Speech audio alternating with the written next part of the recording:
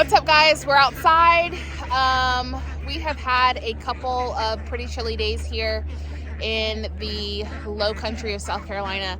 So Archer and I are going to pull out our big roll of frost fabric and get that divided up so that we can begin covering our citrus. And I figured I'd just show you guys that process. We got this huge roll of frost fabric. We'll primarily try to protect our citrus trees. I will probably be using some of it here and there on some flower starts as needed, and maybe again in the springtime when we go to plant things out and we have the threat of a late frost or something like that.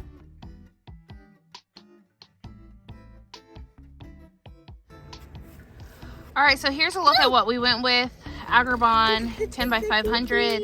This is a heavyweight row cover. And I think this is like mid-range as far as insulating and keeping things from freezing. So let's see how this goes.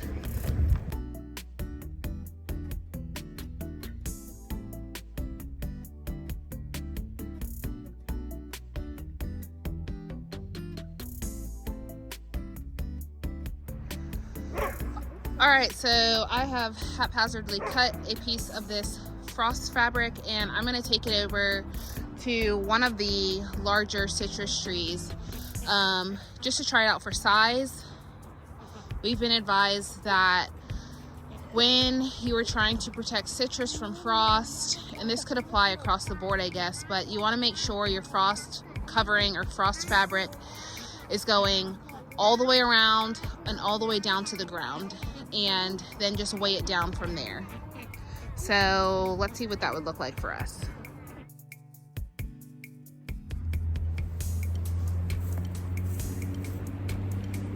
Okay, so this is one of our larger citrus trees that needs frost protection.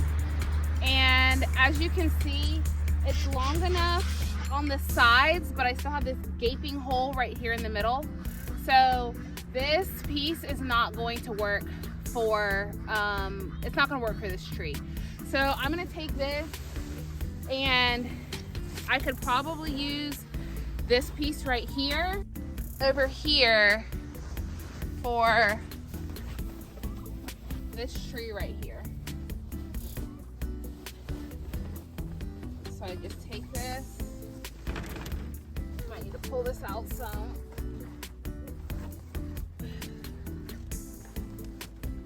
And I'm just gonna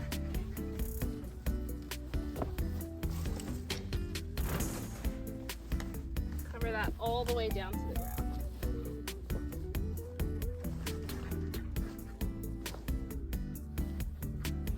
I'll show you guys what that looks like.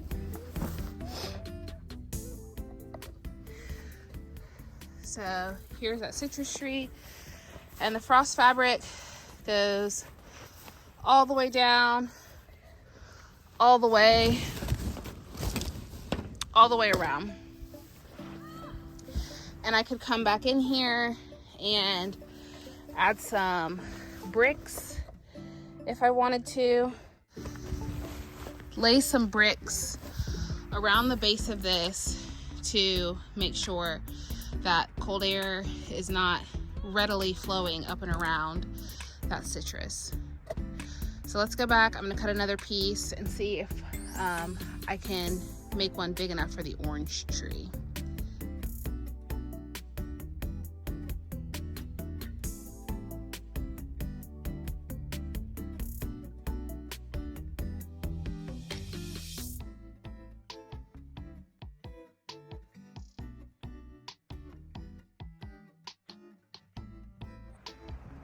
Okay, so that piece of fabric was large enough.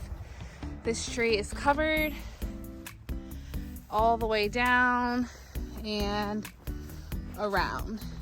And the bricks are there just to keep the fabric from being blown off. But yeah, that's what that will look like. So I am not terribly concerned with covering the large kumquat. That tree fared really well last year in the winter. It never dropped any leaves. It never had any yellowing of foliage or anything like that. But what I'm going to be working on is getting our other tangerines, oranges, lemons, and these little kumquats that we just put in this year. I'm going to go ahead and cover those because they're small enough to be covered without a whole lot of hassle.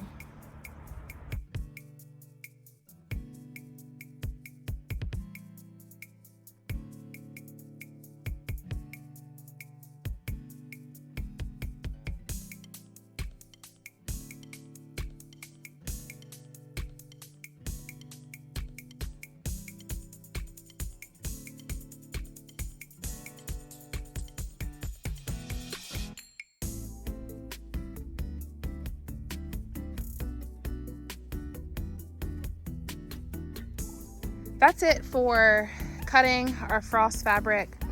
A couple of things to remember.